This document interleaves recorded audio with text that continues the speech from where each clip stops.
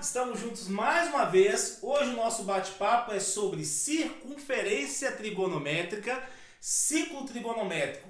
Um tópico importante dentro da teoria de trigonometria para o Enem, tá certo? Hoje a gente vai falar um pouquinho dela, como que funciona essa circunferência trigonométrica e a sua importância para resolver questões que estejam associadas tanto à prova de matemática ou até mesmo dentro da prova de ciências da natureza. Tá certo? Vamos começar então, galera? Vamos lá então. A circunferência trigonométrica ou ciclo trigonométrico funcionaria de certa forma como uma espécie de relógio, tá? Só que aqui a gente não vai mexer com horas, aqui a gente vai mexer com ângulos, tá certo? E eu posso fazer o giro desses ângulos tanto no sentido horário como no sentido anti-horário. E aqui é importante porque o ciclo ou a circunferência trigonométrica, ela vai mostrar para a gente que dá para calcular seno, cosseno e tangente de ângulos que estejam fora do intervalo de 0 a 90 graus. Olha que interessante. Se a gente se resume no Enem que a trigonometria é a trigonometria do triângulo retângulo, eu caio no erro de achar que só tem seno, cosseno e tangente e ângulos que variam de 0 a 90 graus. E como que eu faria, por exemplo, com o 120 graus, o 225, o 300 graus, o 270 graus e assim sucessivamente. Tá certo? Então é muito importante que você entenda que existem seno, cosseno e tangente de ângulos que estão fora do intervalo de 0 a 90 graus. E a circunferência trigonométrica, o ciclo trigonométrico vai mostrar isso pra gente. Outra coisa importante é que no ciclo trigonométrico eu posso trabalhar tanto em graus, como também eu posso trabalhar em radianos. Radianos é um outro sistema de medida que eu tenho para poder definir ângulos, para medir ângulos. E aí lembrando que a escala de conversão é π radianos equivale a 180 graus. Todas as vezes que você quiser transformar de radiano para graus, de graus para radianos, eu preciso fazer essa correlação resolvendo uma regrinha de 3 simples, tá certo? Lembrando que π radianos equivale a 180 graus, tá certo? Então, diante dessa ideia, eu tenho que eu posso girar o meu ciclo tanto no sentido anti-horário, e aí os ângulos serão positivos, tá bom? E se eu trabalhar no sentido horário, eu tenho a medição dos ângulos negativos. E aqui eu tenho o primeiro quadrante, segundo quadrante, terceiro quadrante e quarto quadrante, tá certo? Se eu pegar um ângulo aqui dentro desse intervalo, se a gente está dividindo em quadrantes, é porque aqui é como se equivalesse ao 0 graus. Eu vou trabalhar aqui em graus, mas poderia ser em radianos também, tá certo? 0 graus. Andei aqui, eu formei um ângulo de 90, então aqui em cima eu tenho o 90 graus. Aqui nessa parte eu tenho 180 graus. Nas extremidades de cada quadrante, aqui eu tenho 270 graus. E aqui, sendo um arco côngruo, ou seja, ele tem a mesma localização do 0 graus, eu tenho 360 graus, que seria a minha volta completa. Se eu quiser fazer ao contrário, andar no sentido horário, aqui seria o 0 graus, mas aqui seria o menos 90 graus. O menos e o mais, gente, é só para indicar a você o sentido de rotação no meu ciclo. Não que o ângulo seja positivo ou negativo, não é isso que eu estou falando. Eu estou falando da mesma forma que eu tenho na física um referencial, não é assim? Negativo, positivo, vai falar do meu referencial lá na física. Eu tenho a mesma ideia aqui dentro do meu ciclo trigonométrico. No sentido anti-horário é positivo, no sentido horário é negativo. É só para indicar o sentido do giro na minha circunferência, tá certo? Vamos pegar o ângulo em graus, mas como eu disse, eu poderia estar trabalhando também da mesma forma. Eu poderia estar trabalhando em radianos sem problema algum, tá certo? Então, se eu pego um ângulo que está aqui, por exemplo, vou chamar esse ângulo de x. Esse x aqui para mim, esse ângulo, vou chamar de x, não vou chamar de alfa.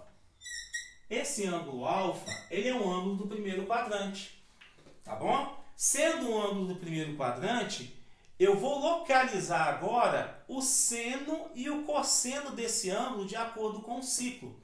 E aí, se você já observou no meu desenho, O meu eixo horizontal, ele mede o cosseno do meu ângulo. O meu eixo vertical, ele mede o seno do meu ângulo. Olha que interessante. Tá certo? Eixo cosseno, eixo seno. O que vai ser, então, nesse caso, qual vai ser o valor do cosseno desse ângulo? Simples. O cosseno desse ângulo é a projeção desse ângulo aqui na minha horizontal. Então, esse pedacinho que eu estou marcando de vermelho, ele equivale ao comprimento e à medida, o valor do cosseno.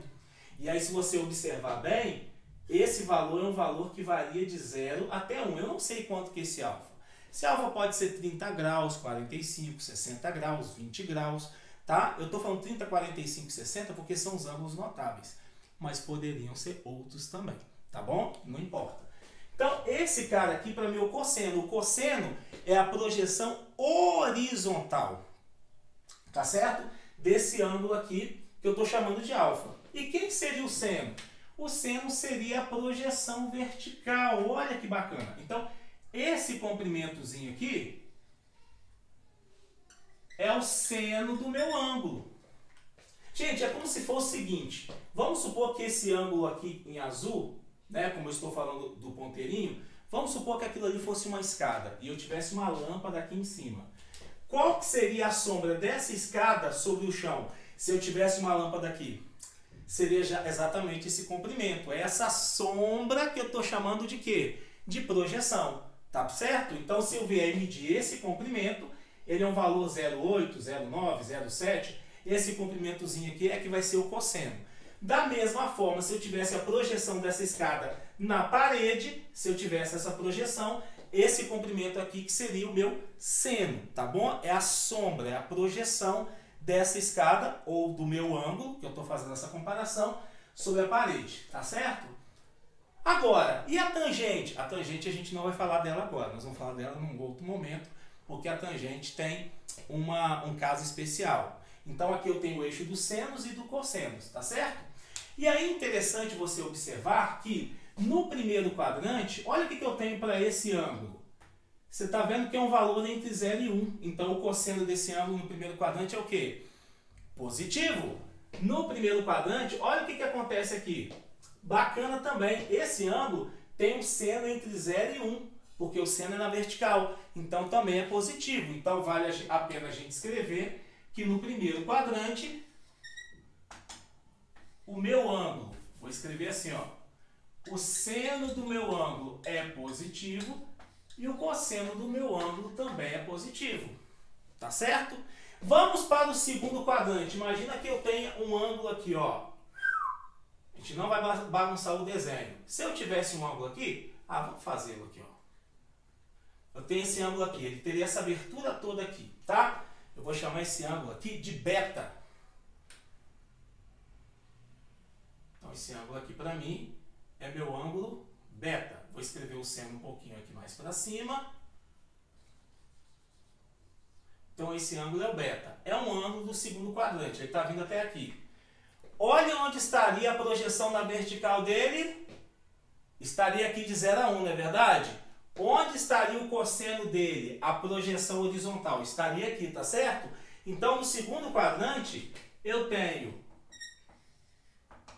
o seno do ângulo positivo, porém o cosseno é um valor que estaria entre 0 e menos 1. Logo, é um valor negativo. Se eu continuar seguindo o mesmo raciocínio, olha o que vai acontecer aqui embaixo. Se eu tenho aqui embaixo, esse ângulo aqui, um ângulo do terceiro quadrante, ele vai de 180 graus a 270 graus. Então, aqui eu tenho o quê? O cosseno dele negativo, porque a projeção estaria aqui, mas eu teria aqui a projeção na vertical para o seno negativo entre 0 e menos 1 também. Então, no terceiro quadrante, eu tenho o seno negativo e o cosseno negativo. No meu quarto e último quadrante, olha o que ocorre. Vamos supor que eu tenha um ângulo aqui. A projeção desse ângulo estaria aqui do cosseno, na horizontal. mas a projeção desse ângulo na vertical estaria aqui. Logo, o seno dele é um valor negativo, porque está entre 0 e menos 1, e eu tenho ainda o cosseno, um valor positivo entre 0 e 1, tá bom? Então, no quarto quadrante, o seno é negativo e o cosseno é positivo. Tá certo? Isso porque eu estou adotando o meu sentido de rotação, o sentido o quê? Muito bem, sentido anti-horário, que é o sentido positivo, que é o mais utilizado.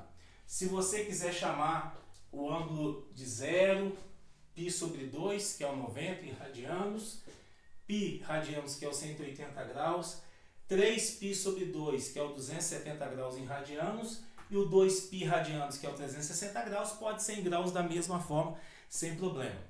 E aí, diante disso, é importante que você saiba o quê? Que o seno e o cosseno dos ângulos têm valores máximos e mínimos. O valor máximo que o seno de um ângulo pode obter, se eu estou trabalhando com essa ideia do ciclo, é 1. O valor mínimo é menos 1, porque a variação na vertical vai de 1 a menos 1. Na horizontal, para o cosseno, é a mesma ideia. Valor máximo 1, valor mínimo menos 1. Tá certo? Então, isso aqui é vital que você saiba, e saiba também que a função, que a ideia, eu não estou falando de função seno e cosseno ainda, mas do seno numérico e do cosseno numérico, os valores dentro da minha circunferência trigonométrica, o seno tem um valor máximo de 1 e valor mínimo de menos 1 para todos os ângulos, independente do número de voltas que eu der, no sentido horário ou anti-horário. E a mesma coisa vai acontecer para o cosseno.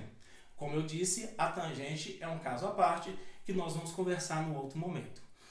Essa estrutura do ciclo trigonométrico é muito importante, como eu disse, para que você entenda que, tanto na prova de matemática como na prova de ciências da natureza, podem aparecer para você a ideia de seno, cosseno e tangente de ângulos que estão fora do intervalo de 0 a 90. 240 graus, 135 graus, 330 graus, todos esses ângulos que eu estou te falando são ângulos muito importantes, porque eles estão associados, nesse caso, aos meus ângulos notáveis de 30, 45 e 60 graus.